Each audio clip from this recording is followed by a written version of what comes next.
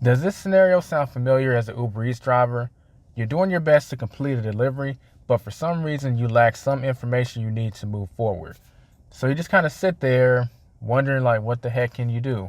Or you may actually complete a delivery, but you know that it took longer than expected because of an issue. Do you get compensated for it? If so, how do you go about doing that? Well, if you want the answer to these questions and a few more, in this video, we're going to be talking about how you can contact support and when it's appropriate to do so. So let's get into it. Hello everyone, this is Elijah with the RideShare Guy, and in this video we're going to be talking about a few ways that you can contact Uber Eats support as a driver. But I want to say right off the bat that I personally like to avoid contacting support unless absolutely necessary. You might be wondering exactly why is that? The main reason is contacting support is going to take time, and as we know in this industry, time is money. So if I can avoid it, I'm generally going to avoid it. That means if there's some way I can fix the issue myself in a timely manner, that's my first priority. With that being said, I generally have one criteria when it comes to if I'm going to contact support, and that is, will I be compensated more money in some way if I do contact support? That's usually the metric I use to whether it's worth it to contact support or not. So now that we've established why it might be a good idea to contact support and why you might not want to do it at every single time you bump into an issue, let's cover exactly how to contact support. So you want to scroll down and click the exclamation mark in the bottom left-hand corner. And once you're there, you'll see an icon to call support. Just click that icon and you'll be connected with the phone number in your region that you can use to contact Uber Eats support. This is the more preferred method of contacting support, so you'll want to try this method first over the other two methods that will be covered. Click the bars in the top left-hand corner. Click on Help. Then click on Help with a Trip. From here, you select the trip that you have an issue with and you'll need support involved with in order to get compensation. And this will take you to an automatic chat to where you can contact support and let them know the situation.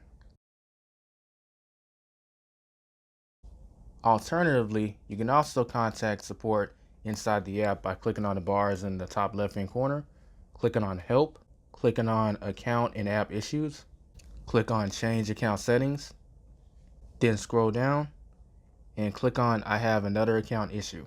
Uber will then request certain information from you. You want to make sure you put the email address and phone number that you have on file for your account. In all the other areas, just put NA, as in N/A, not applicable. And when it says please share any additional details regarding your issue, you want to explain the situation. Once this is filled out, just click on Chat with Us. Now that we've covered the ways of contacting support, let's cover 4 scenarios where it's appropriate to actually contact support. The first one being is if you arrive at a restaurant and the restaurant is closed. Now there is an option inside the cancel menu in the app that says that you can cancel because the restaurant is closed. Just pretend like you're Daredevil and you can't even see that stuff because you're leaving money on the table if you select that. If you get there and the restaurant is closed, don't do that. What you want to do is you want to call support and let them know that the restaurant is closed. They're going to try and contact the restaurant just to confirm that it's closed, and they'll confirm your location in front of the restaurant. And if those two things line up, they're going to give you some kind of compensation for going to the restaurant if it's closed. Now, just as a general disclaimer, this payment is subject to varying, but in my experience, it's always been $3. So that's pretty key to go ahead and get that $3, because if you waste the time driving to the restaurant, you want to at least get something back so you can stay within a reasonable range, because that can be the difference between $15 an hour and $18 an hour.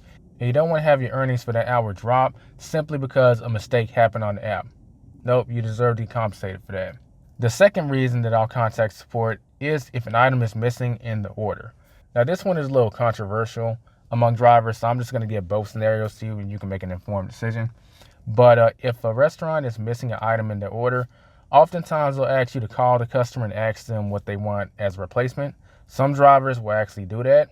I'm in the camp that actually will not. I will tell the restaurant to contact support and support can contact the customer. If for whatever reason they say they can't do it, then I'll just call Uber Eats support and have them contact the customer.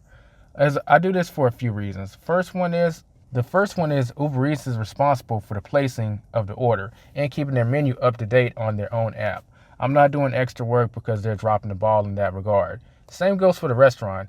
If they're out of something, they should be updating this app. So unless Uber Eats is going to pay me extra money for basically doing another job that's outside the contract, I'm just generally not going to do it. The second reason is if the customer gets annoyed that they're out of their favorite pizza or burger or fries or slushy or whatever, I don't want them associating me with that change. I want them associating the restaurant and Uber Eats with that.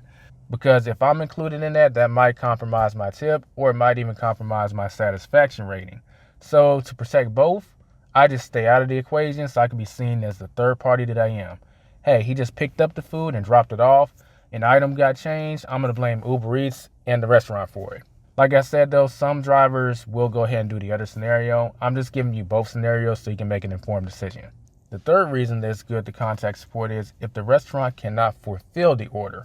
Now, this is in a separate category from the second one because the second one, there's usually just some small item that's missing. And, the restaurant can give the customer a refund or replace it with something.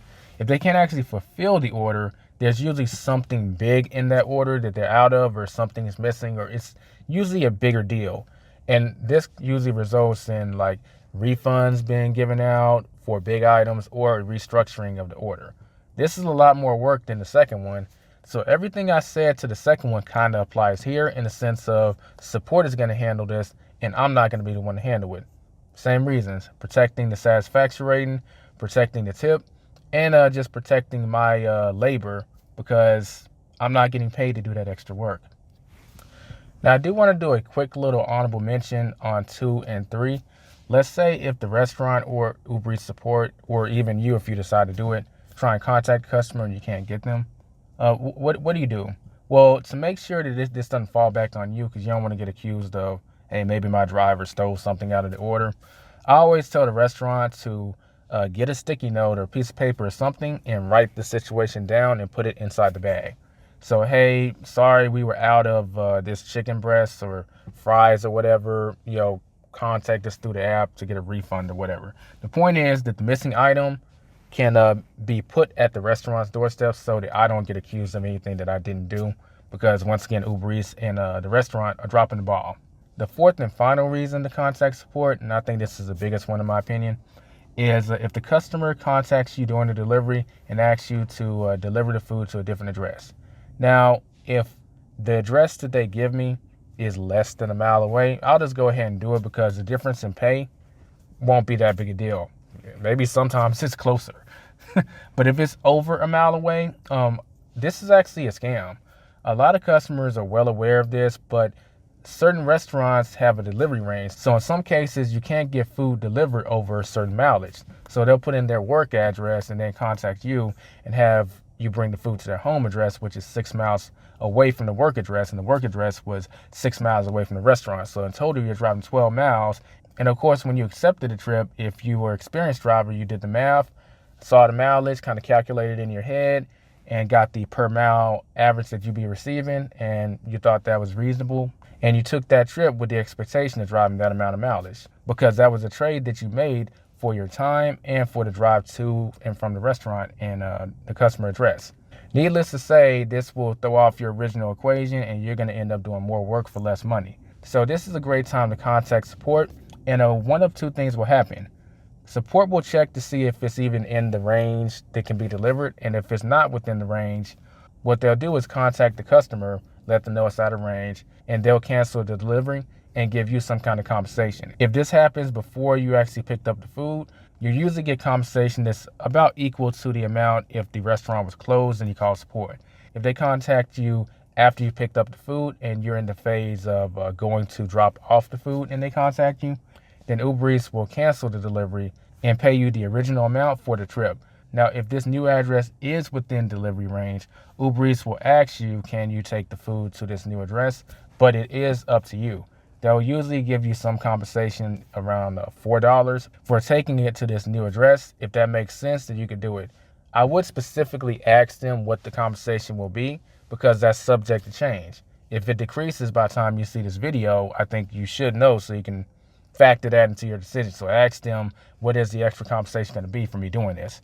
Now, if you don't want to do this, let's say it takes you out of your city or whatever, you can just say, I don't want to do it, and they'll cancel the delivery and still pay you the original amount. So we've now covered 4 ways that you can contact Uber Eats support as a driver.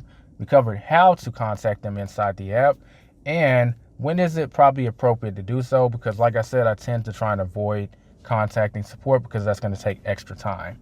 Now it's time to hear from you. How's your experience been with Uber Eats support as a driver? And do you have any other questions and comments about your experience with support? Let us know in the comments section below. Don't forget to subscribe if you're new and hit that bell notification if you want to be notified when we come out with another video. And if you want to take your earnings with Uber Eats to the next level, consider looking at this video where I break down a few tips on how you can make more money using Uber Eats with less time, which is ultimately what all of us are striving to do. This has been Elijah with the RideShare Guy. I'll catch you in the next video. Be safe and be profitable.